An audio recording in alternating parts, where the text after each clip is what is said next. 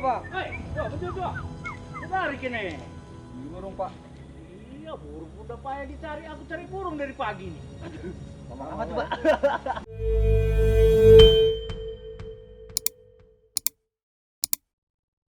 Kaki hingga punggung Gunung Sibayak merupakan hutan hujan tropis dataran tinggi.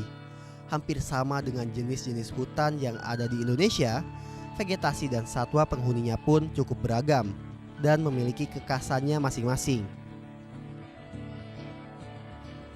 Meski banyak sekali burung-burung liar di dalam hutan, namun ternyata tidaklah mudah untuk menangkapnya. Saya dan teman-teman harus bersabar, menunggu dan tentunya harus menjaga suasana agar tetap tenang, agar burung tidak ketakutan.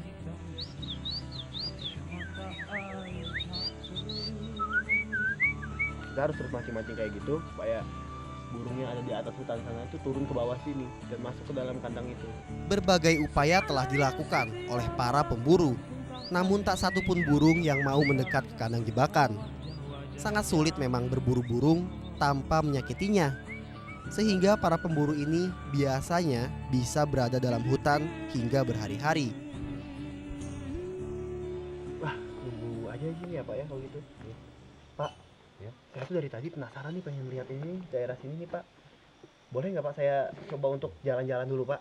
Ya bisa, tapi jangan jauh-jauh. Ntar Ya. itu ngeri itu tempatnya itu. Kenapa emang Pak? Ngeri. Kenapa? Banyak ini tuh. Apa? Ini Apa sih? ular. Ular? Hah? Serius Pak? Iya.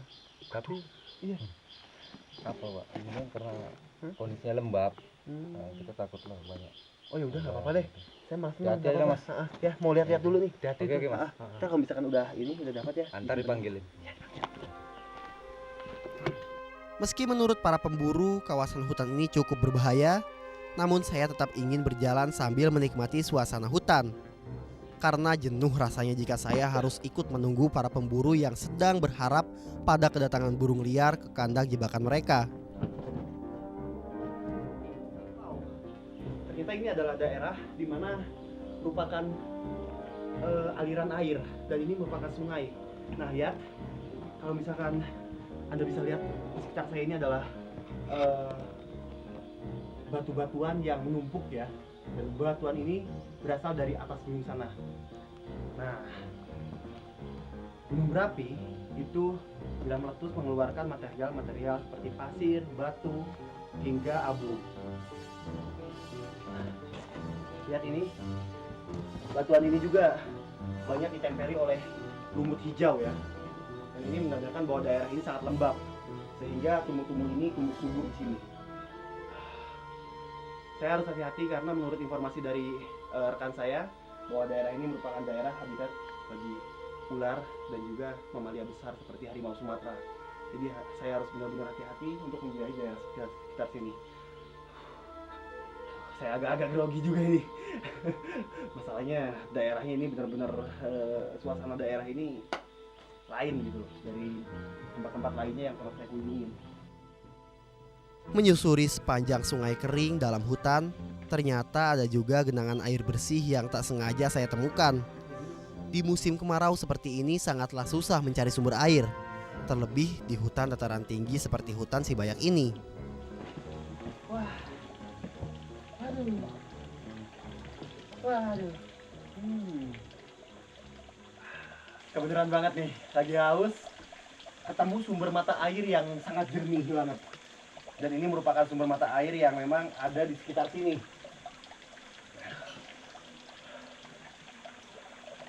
Saya sekarang ada di celah-celah hubungan gunung, tepatnya di aliran sungai. Dan tempat seperti ini merupakan tempat berkumpulnya satwa bila mau minum. Jadi saya mesti hati-hati walaupun tempat ini tenang. Ketenangan justru yang bisa sewaktu-waktu menjadi bahaya.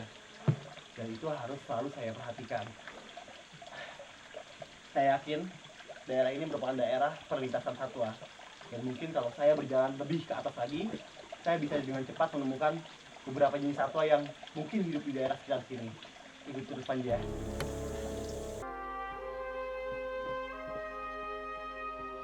Kobra penyembur tidaklah kalah berbahayanya dengan king cobra. Meski kadar racun bisanya tidak setinggi king cobra, namun semburan bisanya harus diwaspadai. Dan jangan sekali-kali berada searah dengan angin jika sedang berhadapan dengan kobra penyembur. Jika sampai terkena mata dan tidak segera tertolong, semburan kobra akan berakibat sangat fatal hingga menyebabkan kebutaan. Ini dia seekor ular yang memang khas banget di Sumatera nih. Kobra Leucoptira. Ular kobra leher putih.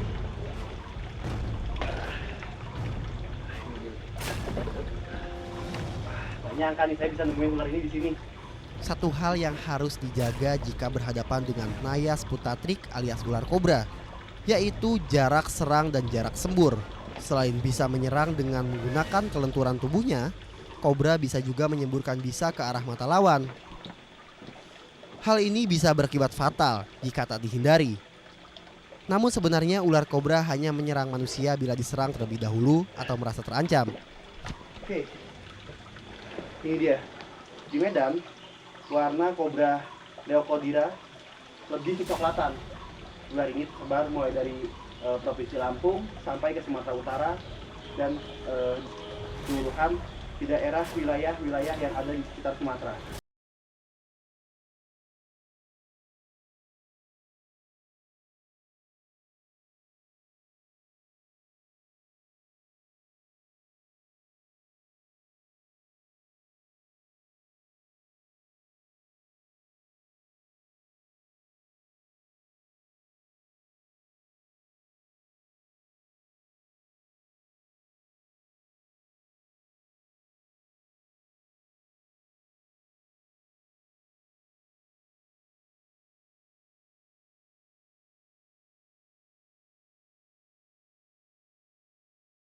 Paji rasa cukup nih. Paji bermain-main dengan ular ini. Karena sekarang Paji harus melihat kembali teman-teman Paji yang lagi memikat burung di sana. Kali aja mereka udah dapat burungnya.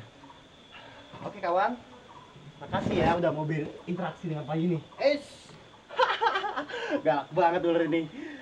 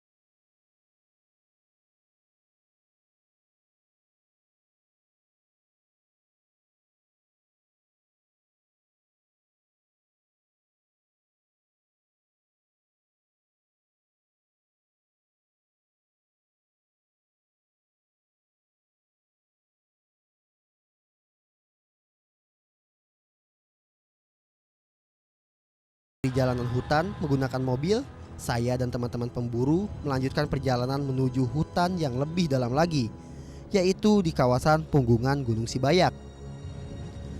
Untuk mencapai kawasan dalam hutan Punggung Gunung Sibayak, kami harus melanjutkan dan berjalan kaki karena mobil sudah tidak bisa lagi meneruskan perjalanan.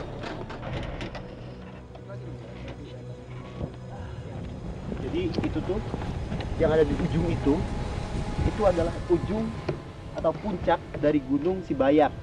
Sebelah sananya itu di balik bukit itu adalah kawah Gunung Sibayak. Dan sekarang mobil hanya bisa sampai sini, nggak bisa nerusin perjalanan sampai ke atas sana. Bapak, betul tuh. Tarik ini. Burung Pak. Iya, burung udah payah dicari. Aku cari burung dari pagi nih. Ngomong apa tuh, Pak? Mana? Bapak mau kemana, Pak? Ini nggak mau lihat burung, tapi dari pagi nggak ketemu satu biji pun ini. Cari burung juga? Iya. Nah, kami cari burung dari tadi juga, Pak. Udah muter-muter. Atau gitu kan dari pagi sama tadi bisa pergi berangkat cari burung. Sama-sama kita yuk sekarang. Ikut. Nah, kebetulan Bapak ini juga nyari burung nih. Nah, sekarang apa salahnya kita gabung ya, Pak ya? Nah, sekarang yuk kita punya teman lagi di pemirsa ini. Ayo, Pak. Beruntung saya bertemu dengan bapak tua ini. Pengalaman dan penguasaan ilmunya tentang hutan dan cara hidup di dalamnya menjadi sesuatu yang sangat berharga untuk dibagi. Saya pun mendapat banyak pelajaran dari bapak tua ini.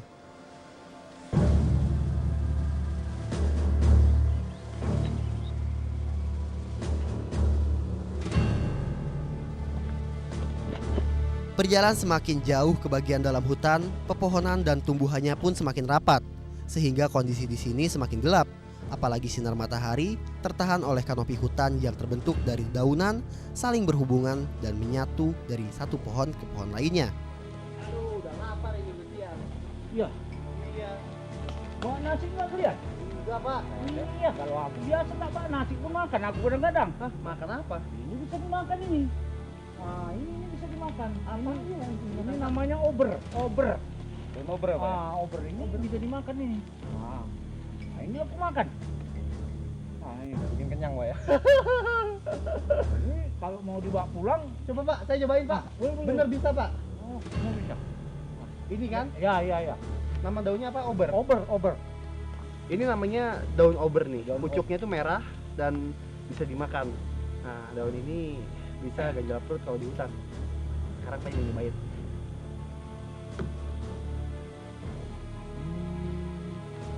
Rasanya kayak pucuk daun mede, agak keset sedikit ya Pak ya. Cuma lebih manis. Ada manis-manisnya. Ya. Enak Pak. Enak kan? Nggak ada lagi ya? Nah, ini kalau mau manjat ini yang tinggi ini lah, banyak yang merah. Kayaknya kalau cuma makan daun ini nggak kenyang Pak. Ada lagi nggak tumbuhan lain yang bisa dimakan Pak? Aduh, masih lapar ya Bang ya? Ya ada tongan, ada lagi. Mana Pak? Nah, ini pun bisa. Nah, ini jadi kalau di hutan nggak takut kelaparan kita.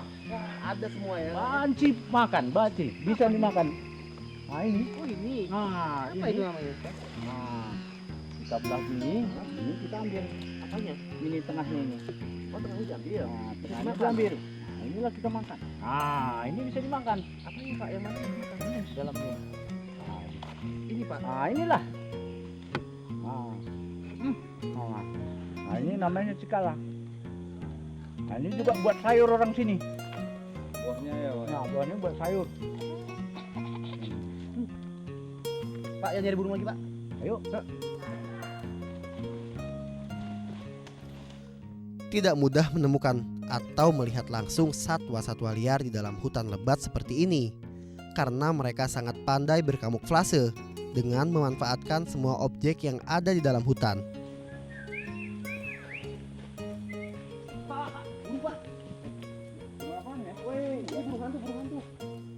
Keberadaan seekor burung hantu menghentikan langkah kami. Sepertinya kondisi burung tersebut kurang begitu sehat. Untuk bisa tahu lebih jelas jenis kondisinya, saya harus bisa sedekat mungkin dengan burung yang cantik ini. Nah, biar aku ganggu ya. Ya kena.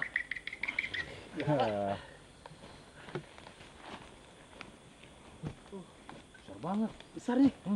Oh ternyata ini kayaknya ini nih. Kalau di tempat saya di Jawa sana, ini tuh jenis burung hantu mutiara Pak. Oh. Jadi emang burung hantu yang besar ya. Nggak tahu di sini namanya apa ya.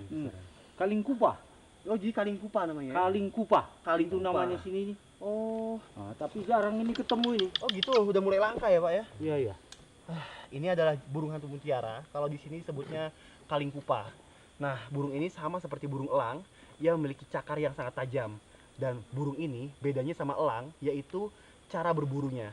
Kalau elang di siang hari, sedangkan burung hantu ini berburu di malam hari. Ia memiliki mata bulat yang sangat besar seperti ini. Nah, ketika dalam kegelapan, mata bulat besarnya ini bisa melihat dengan jelas. Kalau udah besar, burung ini tuh warnanya agak kecoklatan, nggak putih kayak ini, Pak. Tuh, bunyinya aja masih masih kecil ini. Kecil ya. Wah, kayaknya kita simpan lagi di situ, Pak. Karena dia kayaknya lagi berlindung, Pak. Ya. Tolong bisa bantu taruh, Pak. Nah, nanti sedikit ya nih. Udah, Pak. Daun ini Pak. Keanekaragaman